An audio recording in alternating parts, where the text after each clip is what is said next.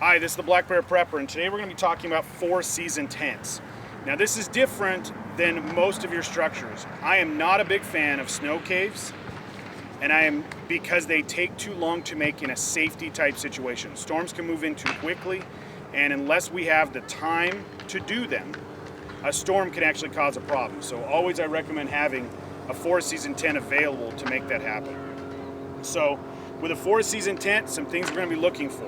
One, we have the full vestibule or full rain fly that goes all the way to the ground. I usually like to see a 2-door system. So there's a door on the front and a door on the back. The other thing is you have high winds. When you're dealing with 4-season tents, you're dealing with two things: wind and snow load. So it has to be able to support a heavy amount of snow, be sharp enough to where that snow will drop off easily, and a big thing I really like is snow skirts. I'm going to say that one more time. Snow skirts. And what that allows you to do is set them out on your vestibule and pile snow and keep that vestibule from flying off. Remember that vestibule is the porch. So I like a 2-door system. So I have a big vestibule out here to stack all my gear. We'll put all our gear in trash bags. We'll put them outside. And on the back side, we'll use that to come in and out of the tent. Another thing we try to do is always point our tents in the prevailing wind direction. So we don't want our tents facing sideways. We want them facing into the wind. So our door facing into the wind as much as possible. Now sometimes it's a little easier. On this particular tent, I would face it the other direction. Basically having the smaller door without the big vestibule on it facing into the wind. So it takes the brunt of it. Look for when you're leaving on your trip what the prevailing wind is. In this area, it tends to be southwest. So it's coming off the ocean and coming up to us. That does not mean in your area will be that. I'm just saying that just happens to be. So we set up our tent so that we've got west, okay, and south right in this area right here. So we're trying to have that wind come in right where it's coming in on us straight on. So the other thing we're going to want to see is multiple poles. This is not a 2-pole type situation. I want to be able to hold 3 feet of snow on top of this tent. And imagine that snow starts weighing quite a little bit. So having a tent that's able to handle that snow weight is a likely situation. You're going to have a lot of snow on these tents. You need to be able to hold it from crushing it on both sides and from the top. Also, to be able to handle winds up to 60, 70 miles an hour on some of these higher end adventures. The other big thing I really like is nice big vents. So I have vents up here that are going to allow air into it. Again, I am not a fan of single wall tents. I want 2 walls, a rain fly and the tent. We're noticing that this has nice guidelines. Now your guidelines, if we can come over here just for a second. Go ahead and pick the camera up. Guidelines allow me, this is the rope here that we're able to use, allows me to guide out the tent in every direction. So we have that nice area here where we can stake that guy down. Okay? Now you'll notice this has multiples all the way around that we're able to use. So there's basically 1 on each end and 4 around the outsides. You'll see that quite a little bit more on a 4-season tent than you will on a 3-season tent. Now what we're going to do is have the camera back up. We're going to go ahead and pop the fly off, and I'll show you what the big difference in a tent.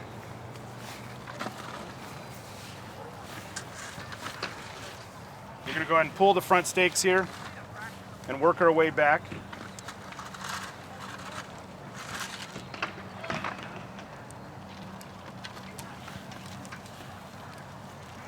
While they're doing that, the stakes we use in a tent like this usually come this way. We're going to talk about stakes in another video, but we can take this stake and we can flip it on its side and turn it into what we call a dead man. And we tie off to the center. So we're actually going to pull from the center and we bury this in the sand or snow. So 4-season tents are also great for the ocean because we have such high winds on the ocean. So we can close it in there. We're going to pull off the center. We're going to bury that down in the snow or the sand, and then keep that stake from pulling out. So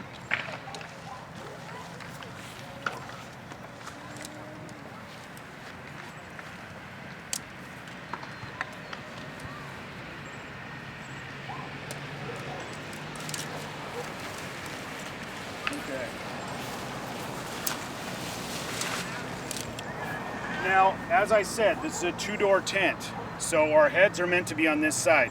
Normally what I want to see is our head side is going to be facing uphill slightly and letting any rain or snow slide off the tent. The big thing you're going to see here is multiple poles. This is a 4-pole tent, plus the 5th pole in the vestibule to keep the vestibule out. Now, in most 3-season tents, you won't have a separate pole for the vestibule because we're not cooking in the vestibule. I do not recommend you cook inside your tent ever, but it is much nicer that if you end up doing so, that you have it out here with that pole holding it up so that we have all this empty space here that we can really use. Okay, so we've got our 4 poles. There's a pole on the back, poles here, and gives this tent incredible structure. It's a very taut tent, so look for a 4-season tent that pitches very taut or very stiff. We want to be able to hold quite a little bit of weight and a very pointed tent so we don't have big areas where there's areas to collect snow.